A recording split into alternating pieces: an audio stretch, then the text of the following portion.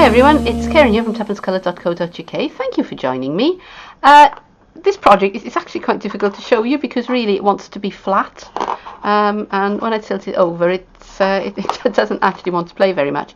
But this is a little box which I've made into a luminary, so stick with me and I'll show you how I've done it.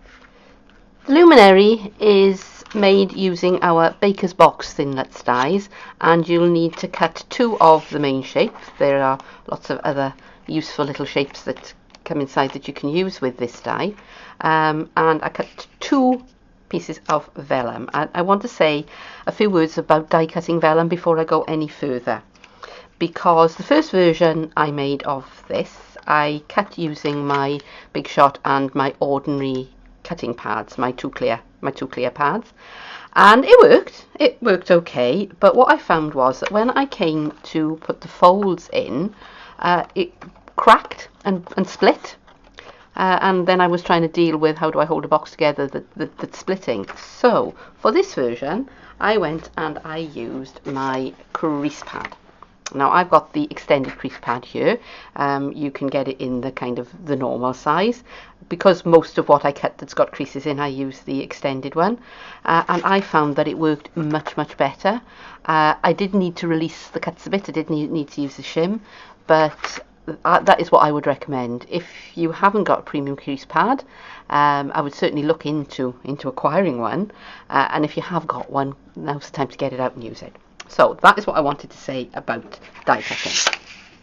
Right, now I cut two of these pieces, and before I assemble them, put them together, I want to do a bit of stamping on them. So let me get my stamping pad, and I'm using this stamp which is from the A Little Something set, and that is going to be retiring soon, so that's makes me sad because I've liked this set.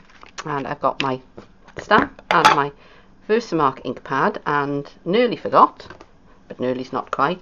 Before I start, I'm going to rub over the surface of the vellum with my embossing buddy, just to make sure that my lovely little finger marks don't get all over it. Now it could get bouncy, for which I apologise. If you've been following me, you may know that I work on a picnic table, which isn't the most stable of surfaces when it comes to stamping, so if I bounce a bit, I apologise. I'm trying to be careful and trying to keep the bouncage to a minimum. So there's my first set of these are little snowflakes. You can see them, and I'm just stamping in sort of the top half of what is going to be the box part. Do one. That's one side, and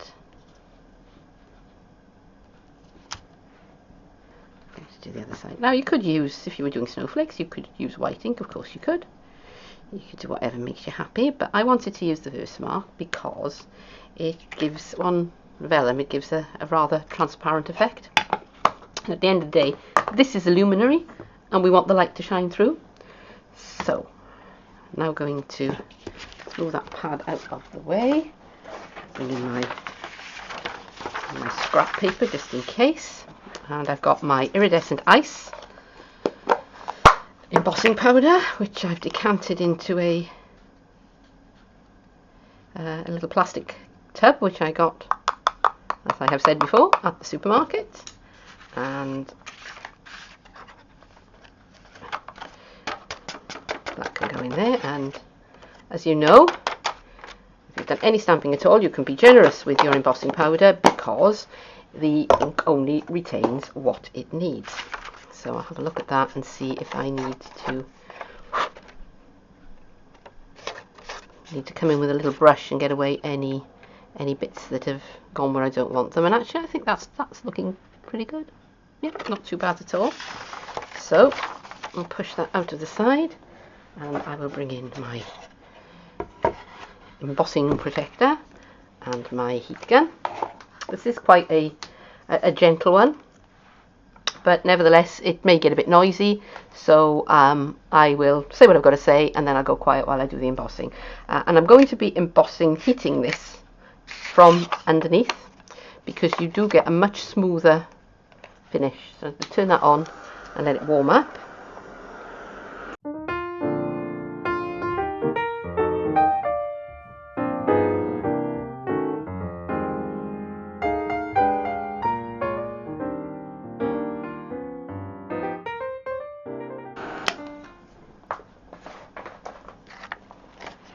And there we are. That's now nicely embossed. Right. Now, I've done quite a bit of advanced preparation on this card, and I've cut I've cut some pieces, and these are cut with the sleigh ride edgelet dies, and these are going to be retiring soon, and I am so sad because I've really had fun playing with these.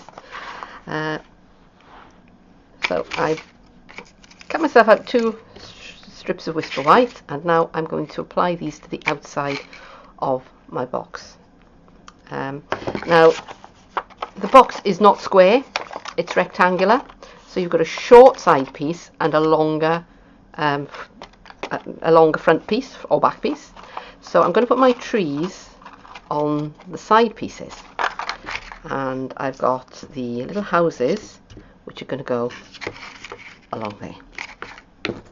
So did you know, by the way, that Tombow glue has 2 ends? It's got a broad spreader end and a fine tip end, and I'm going to be making use of I'm spreading it on the back of my hand. Now, don't do this if you've got sensitive skin, but this is a really neat way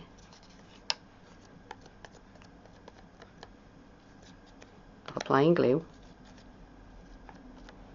onto small, fine pieces. I'm going to fold that out the way because I don't want the glue getting where I don't want it, and I'm just lining up my trees, sticking them down, and I'm going to cut away the bit that I don't need. And I tried doing this by wrapping it round the card, and it was messy. It didn't really work for me, so I gave that idea up as a bad job. Okay, so that's that piece. Now I've got my other piece with my little houses on. Actually, set that out of the way. Oh, does it make it easier for you to see? Yeah, I think it does, so I'll leave it there. So apologise for the mess. And I've still got quite a bit of glue left on the back of my hand. So here I go again. And it does exfoliate the back of your hands beautifully as it happens. Alright, so I'm putting that to line up at the bottom. Press that down, fold that back, come in with my snips, and again, and fold that back. And that's 1/2 of the box completed. Back. And as you can see, I've done the same treatment on the other half of the box, but this time I've used the horse and the sleigh, as well as the little trees. So now I'm going to put it together. Now, the thing about vellum is whatever you use to stick it together, it will show. So I want to be as discreet as possible with the way I'm sticking it together. So I'm using glue dots, and I'm going to put a couple of glue dots at the bottom of this tab, because that will be covered by that piece which butts up next to it. So this is really a bit of a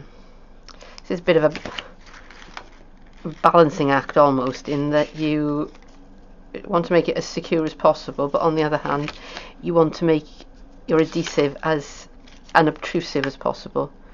Can't say invisible, because with vellum there is no invisible adhesive that will hold it for any length of time. There are things out there that will claim to hold vellum, and what I've found is that they do for a bit, but then after time they kind of dry up and they give way. So I'm using good old glue dots. So I'm putting my 2 sides together, and I'm butting them up carefully, and you can see the glue dots just about, but because of the snowflakes, they're not that obvious. So I'm happy with that. So I'm going to go and do the same on this side. So more glue dots. I love glue dots. They are so small and discreet, but they work really, really well. Again, I'm putting, whoops, one on my finger. Don't want that to happen. Put one there and one there. And hope that one hasn't come off my pokey tool. And come here, come on. One up at the top of the tab. Glue dots do not want to play today. And a couple at the top of the box.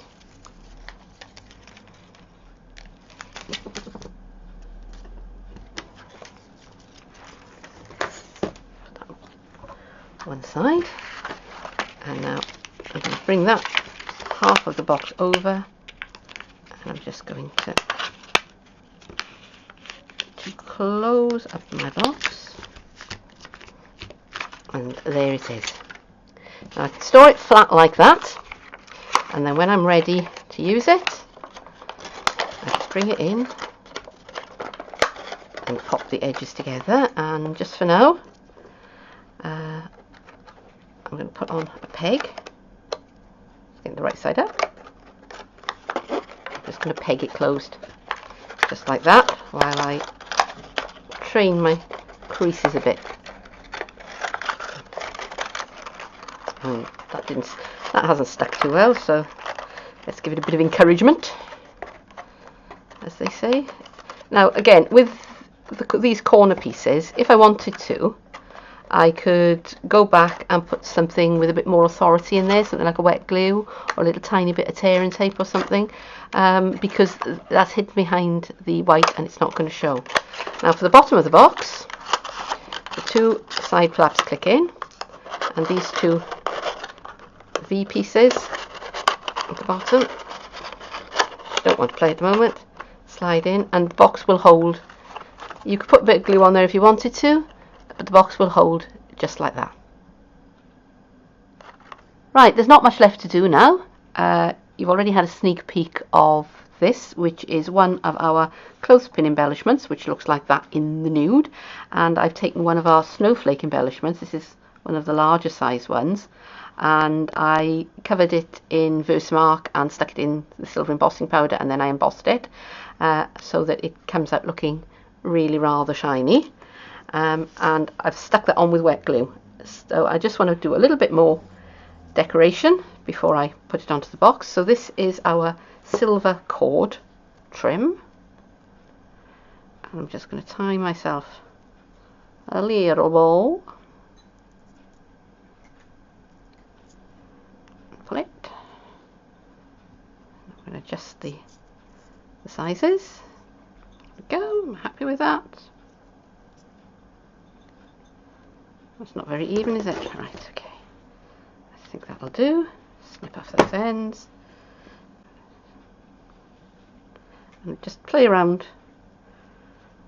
with the ends until you're happy with the size of it. And let's get a glue dot again.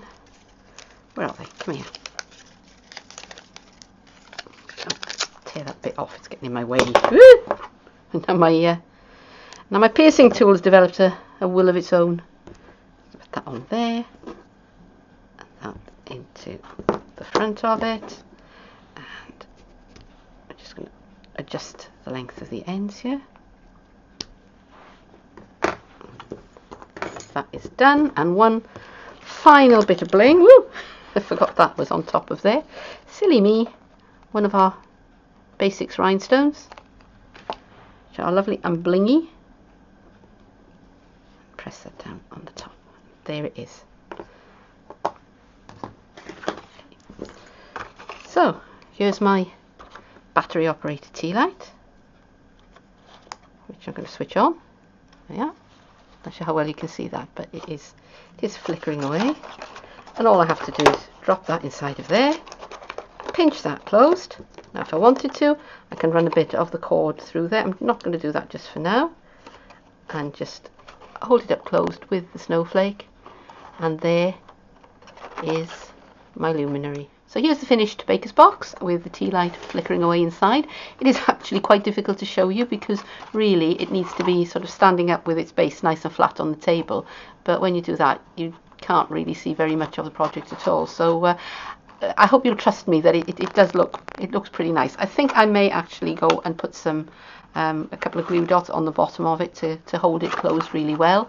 But I'll do that later. So for now, thank you very much for joining me. If you've enjoyed this video, then please do give me a thumbs up. Consider subscribing. Have a look at my blog. The details are underneath this video. And I will see you again soon. Bye bye.